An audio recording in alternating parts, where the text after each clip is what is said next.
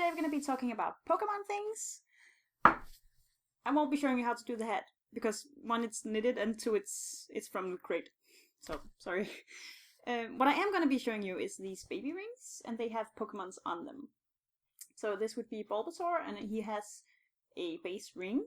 He has some ears that I crocheted and then sewed on. He has some eyes. Sorry, he has some eyes that I also crocheted and then put on, and then he has some embroidered bits. And then he has like a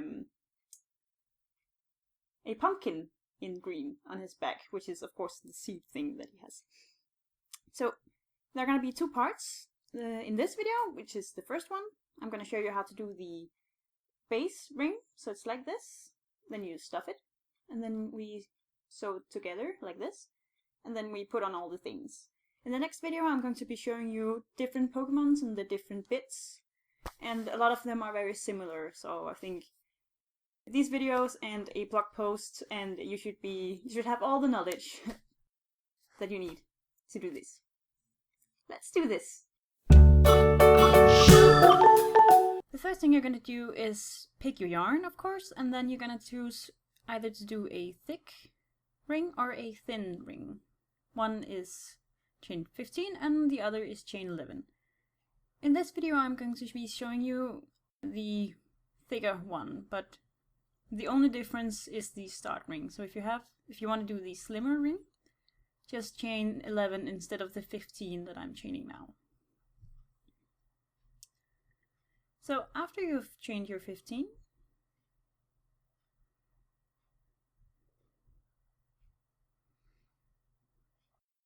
join the ring together at the first chain in order to make a ring. And you're just going to do that with a slip stitch. Now chain 1 and do 1 single crochet in each stitch all the way around.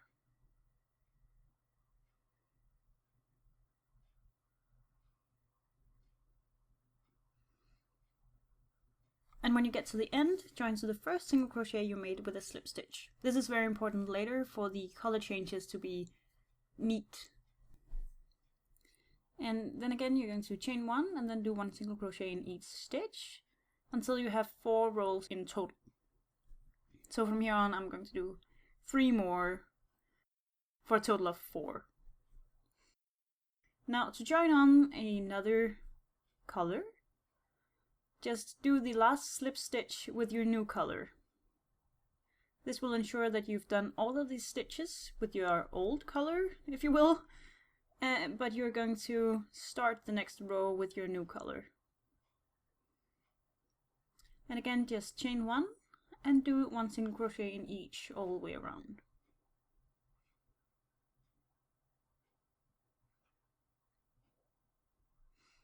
And I'm of course just trapping my ends in there.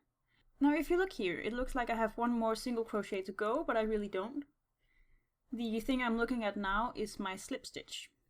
So please don't single crochet in your slip stitch if it has no V underneath it, like if it has no single crochet underneath it, it is your slip stitch, and you should just slip stitch over it rather than increasing your work by doing a single crochet in it. If you're ever in doubt, if you think it might be a stitch, just count your stitches. So in this work I should have 14 in the round, so if I'm ever in doubt I just count to 14. Now the other color, because there's going to be an inside and an outside, I don't mind having the thread lying on the inside. So instead of cutting the yarn or carrying it through when I'm working, I'm just going to leave it on the back, and there's just going to be 1 thread on the back of it. Here you can see the seam that it creates. I'd much rather have this seam than trying to do the color change without finishing the rows. So here you can see the inside. Now if this was a pair of socks I would be worried because I might stick a toe in there and then just rip out some of the crochet and stuff, but in this pattern I'm going to stuff the inside anyway, so there's no chance that someone is ever going to pull on this thread on the inside. So when you're done, you just cut off your ends and stuff them inside. Now I made, I think, 10 or 11 color changes. And then the last light colored crochet, I just put on a couple of extra rounds. Now I'm going to stuff this with my fingers and with my scissors and the crochet hook, and just everything you can do to get more stuffing in there is great. Stuffing it very tightly is better than stuffing it lightly. It looks better when it's really stuffed. So as I was saying, I put a couple of extra rounds at the end, because where I will be joining the two together is where I will have the face of this Pokemon. And I needed a little bit of extra space to do that, so I just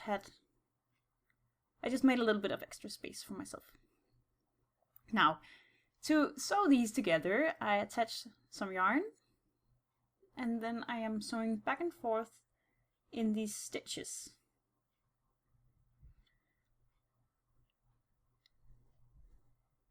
So I'm trying to only go into these stitches on one side, and then attach it to a stitch on the other side. This will never look as if you have crocheted together, but it can be nicer or less nice. And you just have to really practice doing this.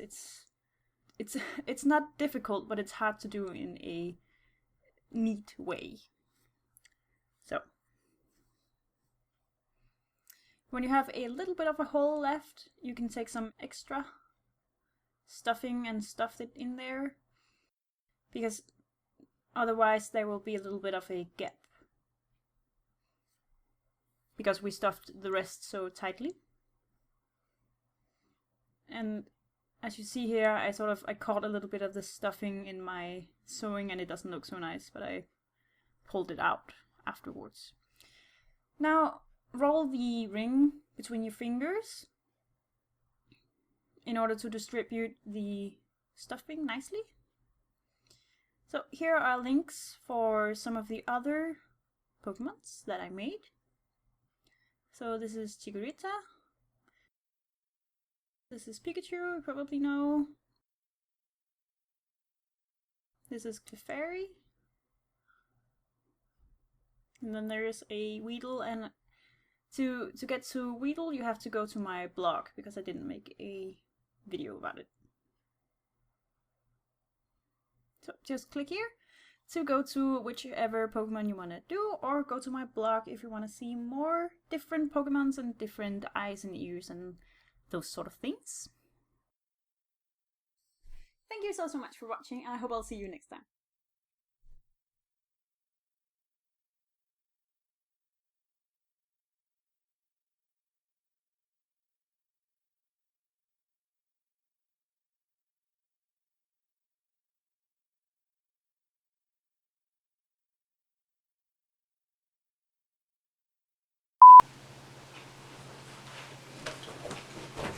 Kibo! Kibo? Hey, Bølle! You're on some